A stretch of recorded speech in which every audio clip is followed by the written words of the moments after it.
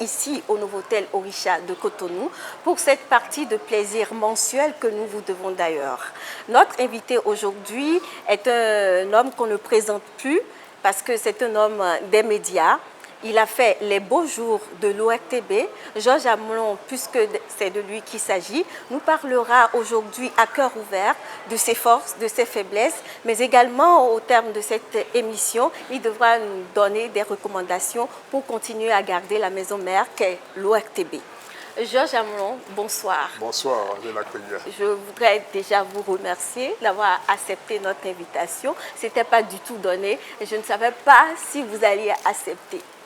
C'est un plaisir. C'est toujours un plaisir de faire quelque chose pour la maison mère. D'accord. Alors ici, nous aimons vraiment les papatos parce que dois-je vous dire que nous sommes sur le web. Et ici, nous aimons vraiment la vie privée des gens. Donc je vais fouiner, je n'hésiterai pas. Nous aimons les grands déballages, donc je vais fouiner partout. Et je voudrais me rassurer que vous également, vous allez essayer de nous parler vraiment sans langue de bois. Je peux compter sur vous. Vous savez que je n'ai pas ma langue dans ma poche. D'accord. Donc, ce qui sera dit, je le dirai sans aucune arrière-pensée. Mais sachez aussi qu'il y a des choses qui peuvent mettre en cause d'autres personnes. Et là, je m'abstiendrai de tout vous révéler. D'accord. Est-ce que vous n'avez pas un autre prénom qui... Moi, par exemple, je m'appelle Sefri. Vous n'avez pas un prénom... Vous voulez parler de mon prénom traditionnel? Oui, voilà. C'est Denayon. Denayon. Denayon. Ah, d'accord. Denayon, ouais. Ok. Et qu'est-ce que ça vous fait déjà d'être avec moi? Puisque j'ai envie de dire que vous êtes quand même avec un de vos collaborateurs ou une de vos collaboratrices. Nous avons fait pas mal de chemin ensemble depuis bon nombre d'années aujourd'hui. Je trouve que vous n'avez pas changé. Donc, il n'y a pas de raison que je me sente mal à l'aise. D'accord. Je vois passer par ici le directeur général du Novotel et j'aimerais quand même lui dire bonsoir. DG, bonsoir. Bonsoir. Merci pour... Comment allez-vous? Bonsoir, je vais très bien. Très bien. Merci d'être là. C'est à nous de vous remercier pour cet espace que vous nous donnez, vous nous offrez tous les derniers vendredis du mois. Merci vraiment. Pas de problème, on est ensemble comme on dit. Et puis, je voulais juste souhaiter une très très bonne rentrée aux enfants. C'est le week-end. Oui. Et puis, on est amené à se voir bientôt. Bonne émission. Merci beaucoup. Continuation et à bientôt. Oui, merci beaucoup. Au plaisir. Au plaisir. Alors, chers amis internautes, mesdames, messieurs, nous allons nous déplacer pour nous mettre un peu autour de la piscine de l'autre côté pour continuer notre émission. Alors, voici pour vous la première escale de cette émission. À tout de suite.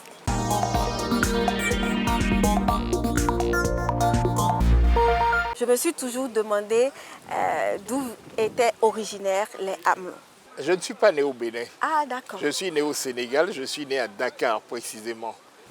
Quand on parle de Amelon, on parle des Gbagidi. Okay. Et dès l'instant où on vous dit Gbagidi, Savalou. vous devinez automatiquement qu'il s'agit des collines et de Savalou en particulier. Savalou. Amelon n'est que le Soninko, le nom de mon grand-père paternel. Il s'est trouvé tout simplement qu'au moment où mon père est allé à l'école et qu'on lui a demandé comment s'appelait son père, lui, il a répondu Amelon. Ah, donc sinon, vous êtes Gbagidi. Nous aurions été Gbagidi Gbedigbi. Est-ce que Amelon a une signification particulière? Bien sûr. En abrégé, je vous dirais, parce que je ne vous dirais pas le tout, je vous dirais simplement Koussi Amelon. Koussi Amelon. Koussi Amelon. Ça veut dire? Signifie tout simplement que le sommeil, c'est l'épouse de la mort. Ah, d'accord. Ok. Ah, mais c'est bien de replonger dans l'histoire. Alors là, je comprends beaucoup de choses. Mon père était médecin, c'est vrai, mais c'était aussi quelqu'un de très engagé politiquement depuis ses années universitaires. Et il a milité tout le temps. D'ailleurs, c'est ce qui a fait que moi, j'ai connu beaucoup de figures politiques de l'Afrique contemporaine, des fois même à la maison. Et il a été syndicaliste. Il était en particulier à un moment le secrétaire général du syndicat des travailleurs du domaine de la santé. Ah d'accord, c'est pour ça. Oui, ensuite il a été secrétaire général du syndicat national des travailleurs. Et puis, par la suite, dans son parcours, il a occupé différents postes de direction. Et sous la Révolution en particulier, il a été le président de ce qu'on appelait à l'époque la Cour populaire centrale, qui était en fait la Cour suprême de ce moment-là. Et il a été à ce poste-là pendant de très longues années. Il a d'ailleurs été jusqu'à ce qu'arrive le renouveau démocratique, la conférence nationale, puis le renouveau démocratique, avant de demander lui-même d'être déchargé pour aller se reposer. C'est ça. Il était le troisième personnage de l'État à ce moment-là. Comme vous d'ailleurs, puisque vous avez déjà fait valoir vos droits à la retraite. Oui, tout à fait. Votre mère, qui elle était? Alors, ma mère, c'est une femme qui a fait les études qu'on faisait à l'époque pour être institutrice. Et à 19 ans, elle l'était déjà. Mais ce que moi je retiens en particulier de ma mère, c'est qu'elle a toujours été présente pour nous. Je crois d'ailleurs que c'est la raison pour laquelle elle a très peu exercé et s'est plutôt repliée sur la maison. Elle a été ce qu'on appelait une ménagère. C'est ça. Mais donc elle s'est sacrifiée en fait. Oui, d'une certaine manière. Pour vous, pour ses enfants. Elle a choisi d'être une mère ménagère. Tout à fait. Tout simplement. Et de véritablement nous encadrer. Parce que je dois vous avouer que pendant très longtemps, mon père n'était pas souvent à la maison. Oui, les institutrices d'ailleurs de cette époque, je sais ce que c'est. Oui, oui. Donc c'est tout à fait normal, je comprends très bien. Mon père était par moi et par vous et c'est vraiment elle qui nous a éduqués. Et croyez-moi, c'était une main de fer dans un gant de velours. Avec beaucoup d'affection à nous donner, mais en même temps, une grande intransigeance sur les valeurs, sur le travail qu'on devait fournir et ainsi de suite. Je me souviens que même quand j'ai démarré à l'ORTB, il lui était encore fréquent de me convoquer à Porto-Novo où ils habitaient pour me faire des reproches sur la manière dont je tenais l'antenne ou sur les fautes de français qui pouvaient se glisser dans mon langage. J'ai envie de dire, ceci justifie cela. Parce que je comprends pourquoi vous également, vous avez été si intransigeant avec nous. Bon, ça c'est une parenthèse. Parlez-nous de votre enfance. Comment elle a été, surtout que quand on parle de Georges Amelon, ce n'est pas seulement Georges Amelon, il y a aussi les femmes, donc les grandes sœurs, également les frères. Oui. Parlez-nous de l'ambiance qui a rayé dans la maison à l'époque. Voilà qu'il y a certains qui sont nés en France, vous à Dakar, comment ça s'est passé? Alors, je vous disais, ça a démarré avec mes grandes sœurs en France. Marie-Gisèle, la première, Régine qui est venue après, André, Guy. Et puis moi, je ne suis que le 5e de la lignée. Après moi, il y a eu un garçon, Gilles, une fille, Judith, et puis le dernier, c'est Vladimir. Alors, tous ces enfants-là sont nés pour les uns en France, pour certains à Dakar, pour certains ici au Bénin. Et je dois vous dire que moi, je suis celui avec lequel, bébé, mes parents sont revenus au Bénin. C'était dans les années 59 par là, 59-60. Donc mon père s'est réinstallé au Bénin, il s'est installé à Porto-Novo, il a pris service à l'hôpital de Porto-Novo. Donc mes souvenirs d'enfance sont des souvenirs de Porto-Novo. L'un des souvenirs les plus particuliers que je garde, c'est celui de notre indépendance. Après, j'ai fait mon cours primaire à Porto-Novo, à l'école Notre-Dame des Apôtres, et puis ensuite j'ai été au cours secondaire Notre-Dame de Lourdes, toujours chez les religieux, jusqu'au bac. Et j'ai eu le bac dans les années, en 1976 très précisément. Et c'est ce qui m'a amené à venir à Cotonou, à l'Université nationale. Donc c'est comme ça que vous avez passé votre enfance. Il n'y a pas eu de loisirs, c'est toujours les cours parce que vous... Non, vous savez, des loisirs, nous en avons eu pas mal. Je dois vous dire que nous avions pas mal de liberté quand même. Et contrairement à ce que nous faisons aujourd'hui, nous ne vivions pas enfermés à la maison. Le résultat, c'est que nous avions toujours le vélo pour sortir de la maison, aller nous promener, en particulier dans cette descente-là qui mène de l'Assemblée nationale vers la lagune. Je me souviens d'avoir fait quelques culbutes à vélo d'ailleurs dans cette descente-là. Je me souviens aussi de nos parties de maraudage. Vous savez, dans cette zone-là, il y a énormément de manguiers. Les manguiers que vous voyez aujourd'hui le long de cette rue qui va jusqu'à la lagune, ces manguiers existaient déjà à l'époque où nous étions enfants. Et c'était notre jeu favori d'aller marauder. Et pourtant, nous avions la bagatelle de 8 manguiers à la maison. Mais il n'était pas suffisant. Vous préfériez aller là-bas? Le manguier de l'extérieur était toujours meilleur. D'accord. Certainement que tout à l'heure, le Novotel Hôtel Orisha de Cotonou va nous ramener nos jus ici. Donc, c'est des jus qui nous offrent chaque fois que nous faisons cette émission. Mais en attendant, on va poursuivre. Aujourd'hui, vous êtes adulte. C'est vrai que vous nous avez maintenant parlé de vos souvenirs. Aujourd'hui, adulte, marié. Je voudrais savoir qui a pu donc apprivoiser votre cœur. Alors, je vous dirais que j'ai été marié à 2 reprises. Ah, J'ai ok. eu une première épouse qui est décédée entre-temps. Et puis, la seconde que j'ai épousée, c'est quelqu'un que vous connaissez bien puisqu'elle est à l'ORTB aussi. Et c'est elle que Moi, j'ai je connais, mais rencontrée. les internautes et les téléspectateurs ont envie de savoir. Alors, elle s'appelle Hermine Akuna. C'est elle qui est la mère de mon unique fille. D'accord. Mais j'ai mal fait de ne pas vous demander d'abord vos goûts en matière de femmes. Écoutez, je ne sais pas si j'ai des goûts particuliers. En tout cas, si j'ai des goûts, ils ne porteraient pas nécessairement sur le physique. La première chose qui m'attire chez une femme, c'est l'intelligence. On va parler de votre métier. Et comment est-ce que vous venez au journalisme? Ou comment est-ce que vous choisissez le journalisme? Ou plutôt c'est le journalisme qui vous choisit? Je pourrais dire ça d'une certaine manière. Je dois vous dire une chose, depuis que j'étais au cours secondaire, j'écrivais déjà dans les journaux. Mais il faut dire que l'écriture, c'est une passion ancienne. J'ai commencé à écrire très jeune des nouvelles, des romans, des petites choses comme ça. J'ai commencé très tôt à écrire des bandes dessinées avec mon jeune frère Gilles. L'écriture était déjà une passion. Et au cours secondaire, je me suis mis à écrire dans le journal de mon collège à l'époque. Ça s'appelait Le Vent l'encre. Et dès l'instant où j'ai eu l'opportunité d'écrire des articles dans ce journal-là, je ne m'en suis pas privé. Donc j'avais déjà un certain exercice dans le domaine, par pur plaisir d'écriture.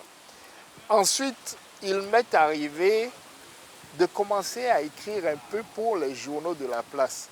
Ça a été en particulier Dao Express, puis ensuite Erouzou. Et quand j'écrivais, c'était souvent pour faire des reportages sportifs, pour quelques papiers, donner des résultats, d'écrire une rencontre ou des choses comme ça à laquelle j'avais assisté. C'est par là que j'ai commencé. Et en 1979, au moment où je me trouve à faire le service militaire, puisque à l'époque, 2 ans après l'université, il fallait nécessairement aller faire le service militaire, j'ai l'opportunité pendant les vacances, avant d'entrer au camp, d'aller faire un stage avec un ami, Gabriel Yandjou, au sein de ce que nous appelons la Nation. Aujourd'hui, ça s'appelait Erouzou. Voilà à l'époque, comment, ça s'appelait Erouzou. Oui, voilà comment j'ai abordé, disons, le monde des médias chez nous. Mais il faut dire une chose, je n'ai pas été formé pour être journaliste. J'ai fait du droit à l'Université nationale du Bénin, l'UNB. J'étais à la FASGEP, comme tout le monde à l'époque. J'ai fait mes années FASGEP. Et puis, à l'époque, à la fin de votre parcours, c'était l'État qui vous répartissait. J'avais fait relations internationales, donc je savais que ma vocation, c'était diplomate. Mais diplomate, pour moi, c'était aller m'asseoir dans un bureau pendant plusieurs années avant de pouvoir éventuellement aller en poste. Je ne suis pas particulièrement administratif, j'aime pas beaucoup ce genre de choses, j'aime plutôt le terrain. Sportif, tout ce que vous voulez, j'ai toujours aimé être dans l'action, vraiment être actif sur le terrain et tout. Et à ce moment-là, j'ai eu une drôle de chance. c'est de rencontrer un jour, quelque part, où j'aidais une dame à servir un monsieur qui s'appelait Michel Ouassa et qui, à l'époque, comme par hasard, était le directeur général de l'ORTB, la voix de la Révolution à l'époque. Alors, la dame avec qui je travaillais a simplement choisi de me présenter à ce monsieur-là. Ce monsieur lève les yeux, me regarde, elle dit mon nom et il me dit, mais il me semble que je vous connais. C'est vous qui écrivez dans les journaux. Vous écrivez souvent sur le sport. Et je dis, oui, c'est vrai. Alors, comme ça, il me dit, ah bon, mais j'aime bien ce que vous écrivez. Ça ne vous a jamais tenté de venir faire un tour à la radio, de vous essayer à la radio? Je lui ai dit, franchement, je n'y ai jamais pensé. Donc, c'est comme ça que vous faites votre entrée? Mais faites un tour. Faites un tour lundi. Rejoignez-nous à l'ORTB, on va voir ce qu'on peut faire. Et c'est comme ça que vous rentrez à l'ORTB. Alors, vous Sans y connaître quoi que ce soit d'ailleurs, j'ai été totalement formé sur le tas par des gens qui s'appelaient Jean Biaou, et David Ogouchina, Ephraim Kenom, Jacob Chabi. Ce sont les gens qui... J'allais justement vous demander, vous êtes venu à l'ORTB, en tout cas dans le journalisme, par passion. Je dirais, c'est inné en vous, vous aimiez en fait écrire et c'est ça qui va vous précéder en fait et vous conduire finalement dans le journalisme. Et oui, mais quelles sont les personnes en fait qui vous ont influencé une fois que vous êtes rentré dans le couloir du journalisme? Vraiment tous mes devanciers. Il faut dire que mon père écoutait énormément la radio. Je fais la même chose d'ailleurs, je crois qu'il m'a communiqué le virus. Ce qui fait que je connaissais pas mal de gens qui faisaient de la radio. Les Richard Aniabossou, les Wally Soumarou, qui d'autres encore, notre doyen qui est à Porto Novo. Les Isiaka, tous ces noms-là, c'était des gens que je connaissais vraiment. Je connaissais leur voix. C'était des gens que j'écoutais avec dévotion parce que je trouvais qu'il faisait quelque chose de très utile pour vous apprendre tous les jours quelque chose de nouveau. Et quand je suis arrivé à la radio, certains n'étaient plus là, mais comme je vous dis, j'ai trouvé d'autres. Les Lois Sogba, je vous ai des gens qui vous ont énormément accompagné. Absolument, les Moufliadi, les Diogo Pelu, tous ces gens-là étaient mes aînés dans le métier. Quand je suis arrivé, ce sont des gens qui m'ont pris en main avec énormément de bienveillance, avec beaucoup de rigueur aussi, parce qu'avec eux, on ne trichait pas, c'était clair. Voilà, on va profiter pour leur faire un coucou, surtout à Soulé Isiaka et à Moufliadi, que moi aussi j'ai côtoyé plus tard. Oui. Alors, quand même, lorsque vous faites votre premier reportage à l'ORTB, puisque vous passez en fait de l'écriture maintenant à la voix, à la radio, quels ont été vos sentiments, surtout le tout premier reportage? Comment ça s'est passé? Moi, je ne me souviens pas de mon tout premier reportage. Je me souviens plutôt de ma toute première émission à la radio. D'accord, parlez-nous de ça. Et cette émission, c'est Moufliali qui m'a aidé à la réaliser. Pourquoi? Bob Marley venait de décéder. Et comme ça, les aînés se sont retournés vers moi en me disant, mais toi, tu dois bien aimer Bob Marley, tu dois écouter Bob Marley. Et puis j'ai commencé à en parler, à parler de Bob Marley, de qui il était, de sa musique, et ci et ça. Et comme ça, soudainement, ils me disent, mais c'est à toi de faire l'émission pour sa mort. Comme ça? Comme ça. Ah, j'étais tout surpris. Franchement. Mais ils m'ont dit, non, ne t'inquiète pas. Et Moufliali s'est offert pour m'aider à concevoir cette émission, à la mettre en onde. Je vous avoue qu'après, quand j'ai écouté cette émission-là, j'en ai plutôt eu honte. Pourquoi? C'était loin d'être parfait, oui. Réellement. C'était l'œuvre d'un débutant total. Mais il fallait essayer. Il y avait de l'accompagnement de l'aîné, c'est vrai. Mais avec les standards qui sont les miens aujourd'hui, je vous assure que je n'aimerais pas que mes enfants écoutent cette émission aujourd'hui. Mais on dira que c'est en forgeant qu'on devient un forgeron. Bien sûr. Ça, j'avoue que ces gens-là, en me mettant le pied à l'étrier de cette façon-là, m'ont énormément aidé. Et je vous l'ai dit tout à l'heure, ce sont des gens qui étaient pointilleux, rigoureux avec nous. sur tous les détails, mais qui en même temps était bienveillant pour vous apporter tout ce dont vous avez besoin pour peu que vous-même vous investissiez. Finalement, vous avez fait également de la télé et je voudrais vous demander, entre la radio, la télé, l'écriture, la presse écrite, qu'est-ce qui serait ce que vous aimiez le plus? La radio, incontestablement. Incontestablement. Incontestablement. C'est d'ailleurs pour cette raison qu'à chaque fois qu'on m'a proposé d'aller à la télé, d'aller continuer à la télé, je m'y suis opposé. J'ai toujours aimé le métier de la radio.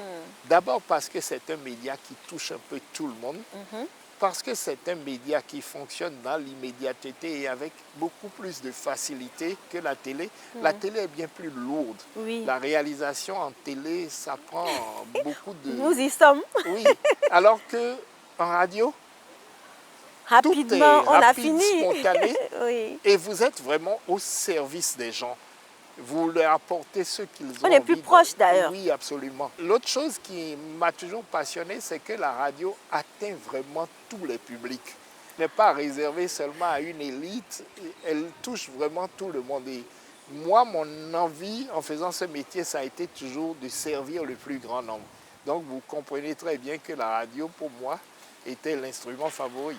Je vais revenir sur un temps, pardonnez-moi de dire que c'est un temps assez sombre quand même, parce que le premier face-à-face télévisé de l'histoire des élections dans notre pays, le Bénin, a été conduit justement par vous, Georges Amelon.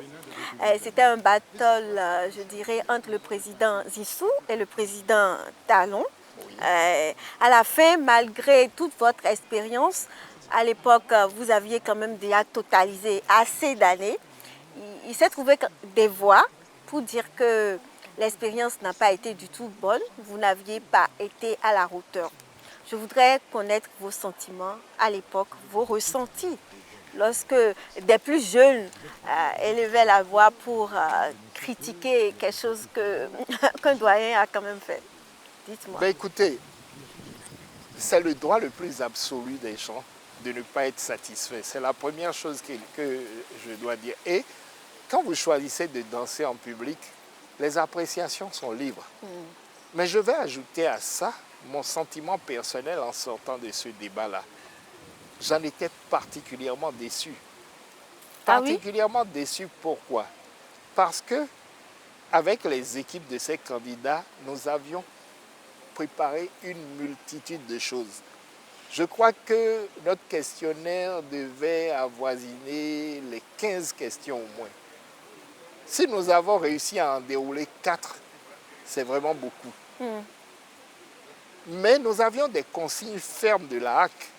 La HAC nous avait fait comprendre que nous ne devions pas interrompre les candidats, que nous ne devions pas faire ci, que nous ne devions pas faire ça. Nous étions encadrés de façon très rigoureuse. Ce que nous avions préparé, nous, c'était faire en sorte que ces candidats-là parlent vraiment aux Béninois de ce qu'ils ont l'intention de faire une fois qu'ils seront au pouvoir.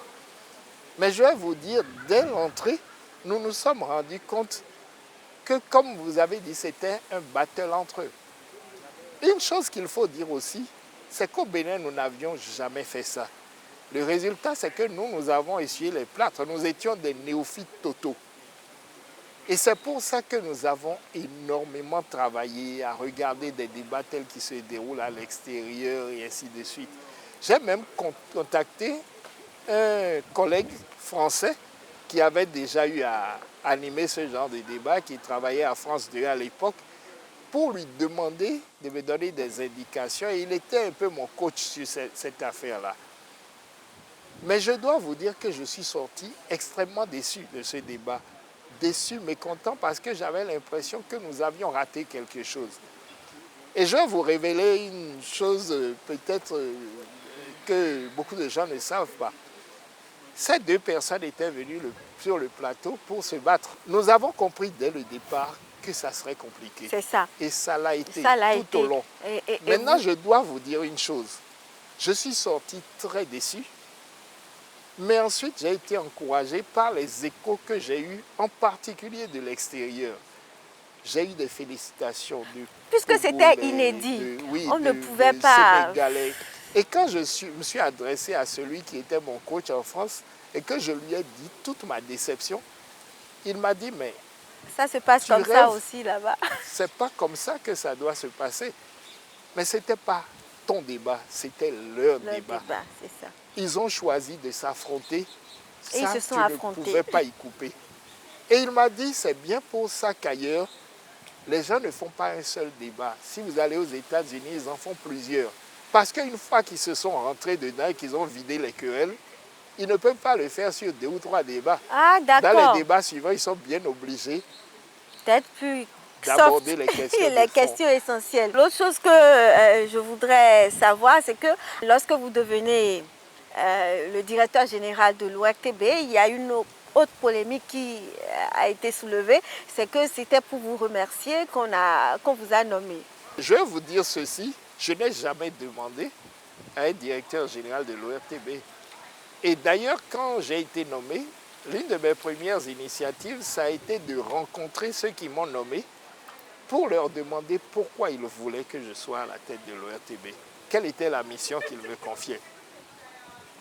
Et je me souviens que j'ai précisé très clairement que si c'était pour servir, ils avaient fait un mauvais casting.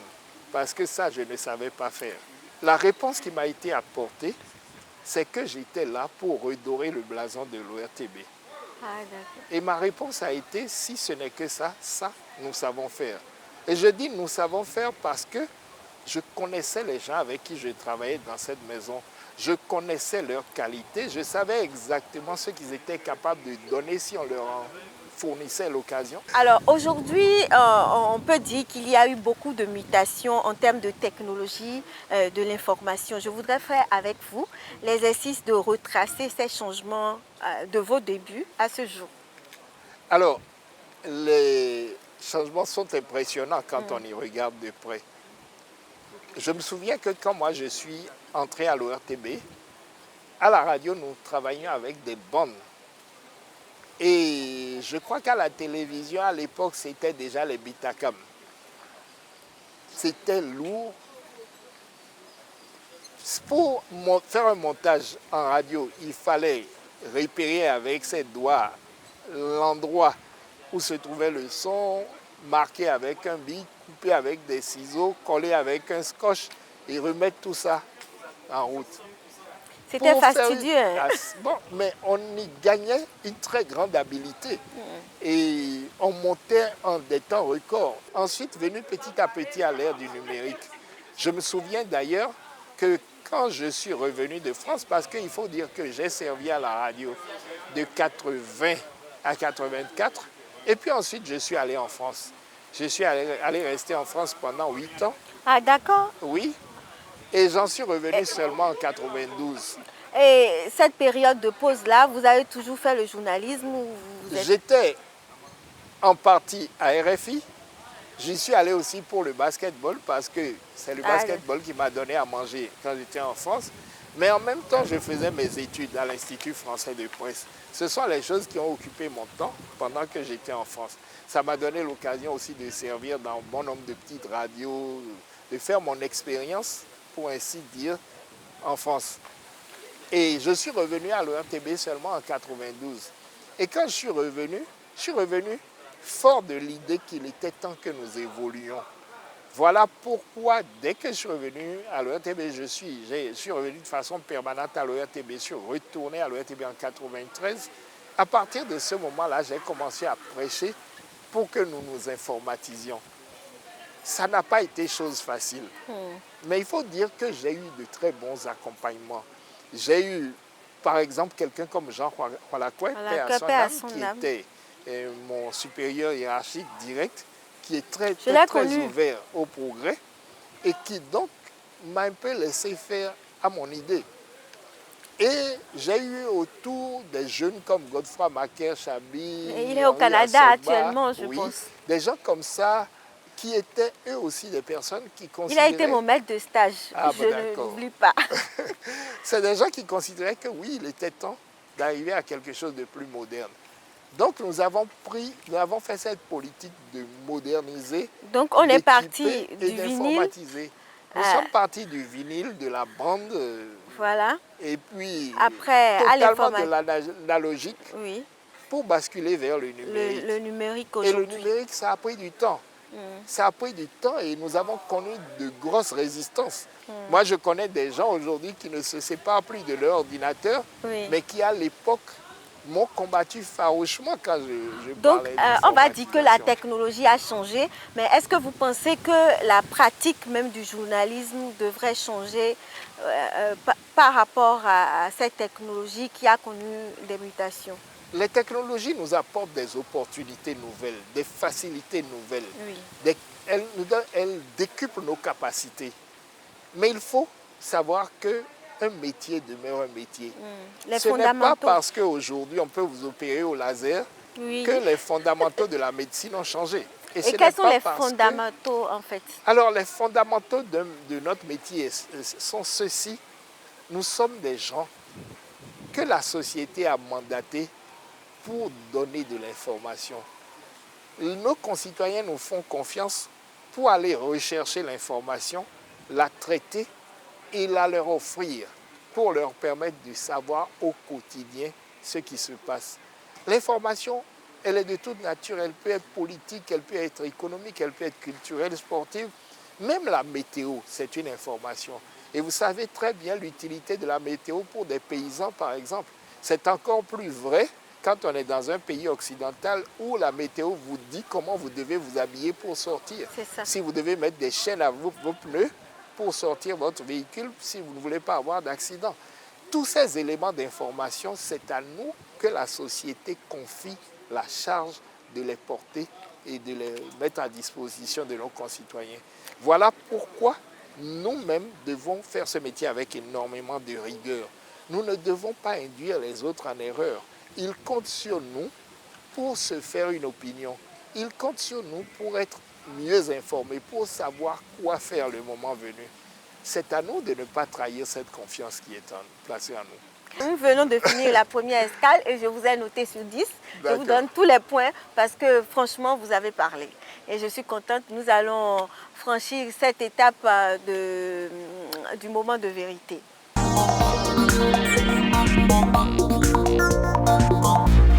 Dans cette rubrique moment de vérité, nous allons vous questionner sur l'actualité pour vous permettre de donner votre opinion. Et cette fois, nous allons parler de sport. Donc, nous allons parler également de fake news et nous parlerons de liberté de presse. Alors, je vais commencer plutôt par les fake news. Oui. Ils sont abondamment utilisés aujourd'hui et je voudrais que vous me donniez votre sentiment. Pourquoi, à votre avis, cette propagation des fake news? C'est une évolution normale des choses. Le journalisme aujourd'hui n'est plus, ou bien la propension à répandre de l'information n'est plus l'apanage exclusif des professionnels des médias. On parle beaucoup aujourd'hui du journalisme citoyen. Oui. Ça signifie tout simplement que n'importe qui, où il se trouve, peut décider, grâce aux réseaux sociaux, de porter de l'information sur la place publique. À partir de ce moment-là, tout naturellement, il s'ensuit que les personnes qui deviennent vecteurs ou prescripteurs de l'information sont des plus variés et ne sont plus que des professionnels. Si c'est déjà le cas, mais croyez-moi, si nous, journalistes, il nous arrive de nous tromper et de commettre un erratum, de devoir rectifier auprès de nos lecteurs, de nos les auditeurs et les téléspectateurs, mais il est bien normal que quelqu'un qui n'a pas appris ce métier avec autant de rigueur, qui ne sait pas qu'une information, il faut la recouper, la vérifier et tout ce il lui est loisible de répandre même une rumeur. Donc les fake news ont de beaux jours devant eux. Oui. Et ça, c'est d'autant plus vrai qu'aujourd'hui, chacun d'entre nous sait que l'information est une arme. Alors, pourquoi des gens qui ont des intérêts économiques ou politiques ne devraient pas se servir de ce champ ouvert pour véhiculer de l'information, fût-elle fausse? Donc c'est la guerre de l'information. C'est la guerre de l'information. Pour Et influencer maintenant, il les nous appartient positions. à nous, professionnels, de toujours ramener le citoyen est dans le droit chemin. C'est ça. C'est à nous que les citoyens doivent faire confiance et c'est pour ça qu'il est encore plus important aujourd'hui que nous fassions bien notre travail. Voilà, j'en venais pour vous demander quelle devrait être la conduite à tenir pour un journaliste aussi aujourd'hui face à l'infox. Il faut nécessairement que les journalistes soient encore plus rigoureux par rapport à l'information qu'ils donnent, par rapport au recoupement, à la vérification de l'information. Mais il n'y a pas que ça, il faut également que les médias dans lesquels nous travaillons soient de mieux en mieux organisés pour échapper à la propension à donner de la fausse information. Voilà. Parce que tout ça contribue à notre crédibilité. On va passer là-dessus pour parler de la liberté de presse. Ce que j'aimerais savoir, c'est ce que vous pensez de la liberté de presse au Bénin. Sommes-nous en danger, nous journalistes, je veux dire? Il y a longtemps que moi je dis que nous avons un vrai problème au niveau de la liberté de presse au Bénin. Nous avons un problème qui est multiple et multiforme. Nous avons d'abord un problème parce qu'il faut balayer devant sa porte qui concerne les médias eux-mêmes. Pour que les médias puissent faire leur travail comme il se doit, il faut qu'ils soient organisés pour. Ça signifie tout simplement que nos entreprises de presse doivent se donner les moyens de recruter les meilleures personnes pour faire ce travail délicat, leur donner les moyens d'exercer leur métier comme il se doit et ne pas dépendre d'autres personnes pour pouvoir exercer. Je ne veux pas vous marcher sur les mots, mais c'est la question qui devrait venir après votre réponse pour dire que peut-être que c'est nous, médias même, qui avons donné... Mais je vous ai dévancé. Oui. Je vous ai dévancé bon, et je n'ai pas fait exprès. Oui, alors je voulais balayer devant notre porte. Oui. Il est impératif que nous-mêmes, nous soyons capables d'assumer la responsabilité que la société nous confie. Il faudrait donc que nous soyons mieux organisés. Il faudrait que le modèle économique qui est celui de nos entreprises de presse change fondamentalement pour que nous ne soyons pas tellement tributaires de ceux qui nous donnent de l'argent que nous soyons obligés de modifier notre manière d'aborder l'information pour utiliser un euphémisme.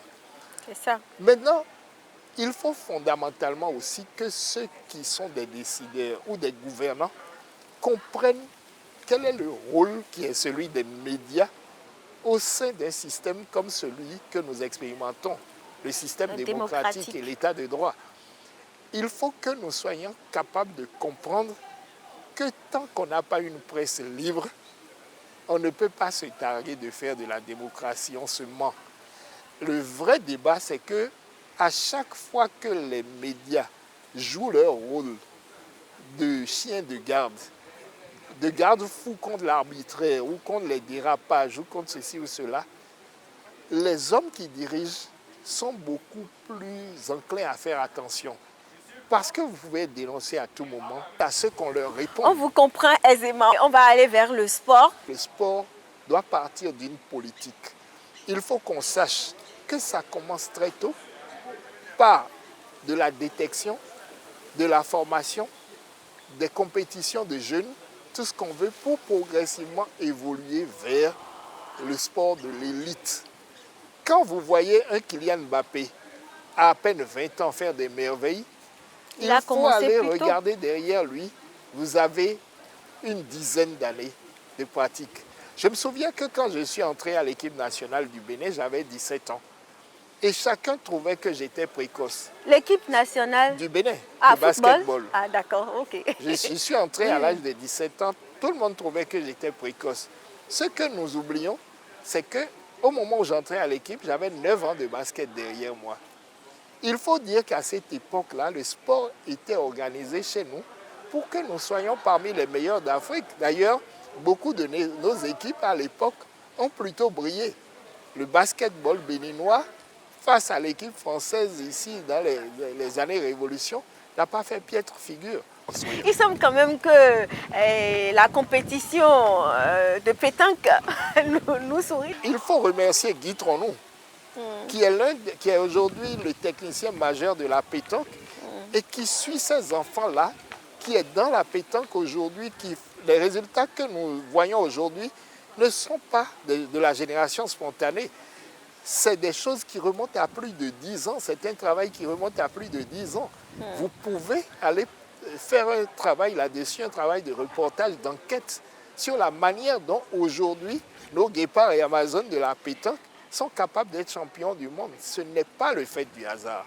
Et c'est le cas d'autres disciplines qui brillent bien plus que le football, même si c'est le football qu'on voit avant tout. Mesdames, Messieurs, maintenant c'est votre tour. Voici le show des internautes.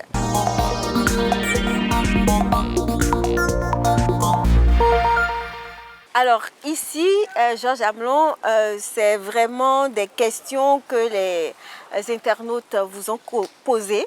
Et moi, je vais me faire le devoir de vous les reposer. Le premier internaute veut savoir ceci. Le métier de journaliste continue d'être attractif. Les écoles de journalisme ne chôment pas. Mais pensez-vous que l'environnement des médias au Bénin peut consommer tous ces jeunes qui rêvent du métier que vous avez exercé? Sinon, à quelles conditions ça marchera? Alors, sur la question de savoir si le paysage audiovisuel aujourd'hui ou le paysage médiatique au Bénin peut absorber tout ce qui sort des écoles, ma question est sans embâche non. Je vais vous dire, il y a des personnes que j'ai formées à l'ENAM depuis plus d'une dizaine d'années qui sont toujours sur le marché à rechercher un emploi stable. Alors, ça signifie tout simplement que la capacité d'absorption de nos médias ne répond pas à ce qu'elle devrait être. Mais pour une raison toute simple. Je parlais de nos entreprises de presse tout à l'heure. Il faudrait qu'elles soient organisées autrement. Si vous regardez sur la place de Cotonou, vous avez plus d'une quarantaine de quotidiens. Est-ce que nous allons demander à nos jeunes d'étudier pendant des années, d'entrer dans la vie active pour ne pas pouvoir en vivre? C'est dommage. Moi, ça me pose problème. Oui. Maintenant, quelle serait la solution? Moi, je crois que ce qui nous avantagerait, clairement, il faut le dire sans embâche, c'est que certains médias disparaissent ou se regroupent pour être bien plus forts et pouvoir offrir quelque chose de bien plus attrayant aux lecteurs, aux téléspectateurs et aux auditeurs. Les groupes sont l'avenir, mais les groupes, il faut qu'ils se diversifient, il faut qu'ils soient capables d'être à la fois sur tous les fronts, offrir de la vidéo, de la photo, pour être capable d'offrir des news, des émissions, de la production et ainsi de suite. Tant que nous ne ferons pas ça, d'abord, il sera impossible de vendre nos services. Parce que la seule chose qu'on peut vendre dans notre métier, c'est la qualité. C'est la qualité qu'accompagne les annonceurs. DG, si vous devriez donner le top 3 des moments ayant marqué votre carrière, quels seraient ces moments? Je vous dirais l'interview d'un chef d'État qui m'a le plus marqué. Je n'ai jamais vu un chef de l'État ou une personnalité qui m'a impressionné. Le seul qui a réussi à le faire s'appelait Thomas Sankara. J'ai eu l'occasion de l'interviewer ici. Il était venu au Bénin. Et puis, je l'ai un peu chahuté en lui disant, bon, vous faites de la révolution, nous on l'a fait depuis bien longtemps, on n'en voit pas les résultats. Et quand j'ai vu la passion qui animait cet homme, la manière dont il croyait à ce qu'il disait, défendait, au point de me donner rendez-vous à la présidence de la République pour continuer le débat, eh bien, je me suis dit, voilà quelqu'un qui croit en ce qu'il fait. Il était tout de conviction. Et je peux vous assurer que quand il a été assassiné, je l'ai senti comme un coup de poignard au cœur. Vous avez coulé les larmes? Non, je n'ai pas pleuré, mais ça vous a fait mal. J'étais amer. Oui, il y a eu la révolution. Il y a eu cette période-là où justement nous faisions notre travail, mais avec beaucoup plus de professionnalisme, alors qu'on parlait de révolution et il n'était pas alors. Donc le top 3, c'est les années révolutionnaires. Après? Après, je dirais que la seconde grande étape a été les premières élections que j'ai eu à couvrir au Bénin. Nous étions vraiment dans le système démocratique, nous donnions la parole à tout le monde, nous ouvrions le jeu pour tout le monde. C'était une émulation passionnant générale. En termes d'émulation et en termes de participation citoyenne. c'était extraordinaire pour moi. La troisième étape professionnellement, je dirais, pour moi, j'hésite un peu, mais je partirai délibérément sur mes années, mes quelques mois à la tête de l'ORTB. Pourquoi? Parce que j'ai beaucoup souhaité montrer à ceux qui décriaient l'ORTB qu'à l'ORTB, il y avait des hommes de qualité, des hommes et des femmes de qualité. Hein, franchement. Et j'ai été heureux que mes collaborateurs ne trahissent pas cet enjeu-là. Ils ont montré véritablement qu'ils étaient capables de faire de belles choses. Alors, pensez-vous que les médias n'ont jamais eu encore une influence sur la société béninoise? Toujours. Toujours. La belle preuve, vous parliez de fake news tout à l'heure. Oui. Les médias aujourd'hui sont les médias traditionnels, mais ils sont aussi les réseaux sociaux et tout ce que vous voulez. Tout ça participe aujourd'hui à l'univers médiatique. Et croyez-moi, ce n'est pas pour rien qu'aujourd'hui des gens se proclament influenceurs. Oui. C'est justement parce qu'ils ont envie d'agir par le biais des médias vis-à-vis de leurs concitoyens. Tout le monde aujourd'hui continue à suivre les réseaux sociaux, à s'informer, à chercher à savoir ce qui se passe. Et les médias ont toujours leur place dans notre société. Alors, mais justement, dans ce concert d'influenceurs, d'activistes web, quel est l'avenir pour le journalisme d'abord et ces médias qui se nourrissent en réalité des annonceurs? Le journalisme bien fait a toujours de beaux jours devant lui. Vous savez très bien que le citoyen sait faire la différence entre le bon journaliste et le mauvais. Vous savez que le citoyen sait faire la part des choses, indéniablement. C'est nous qui pensons des fois qu'il est naïf, qu'il ne comprend rien et ainsi de suite. Mais il suffit de voir comment les citoyens opèrent leurs choix quand il s'agit de voter. Les citoyens demeurent friands des médias. Ils ont besoin d'être informés. Alors le journalisme a de beaux jours devant lui s'il arrive à satisfaire les attentes de nos concitoyens. Donc nous devons replacer les concitoyens au cœur de tout ce que nous faisons. Nous sommes à leur service. Oui. Il ne faut pas que nous l'oublions. Nous avons tendance des fois à croire que parce que nous paraissons à la télé ou que nous parlons à la radio, nous sommes devenus des stars. Non, nous ne sommes que des serviteurs. Nous sommes là pour nous mettre à la disposition des autres et faire le travail qu'ils nous demandent. J'ai une autre rubrique dans cette émission, c'est le quiz.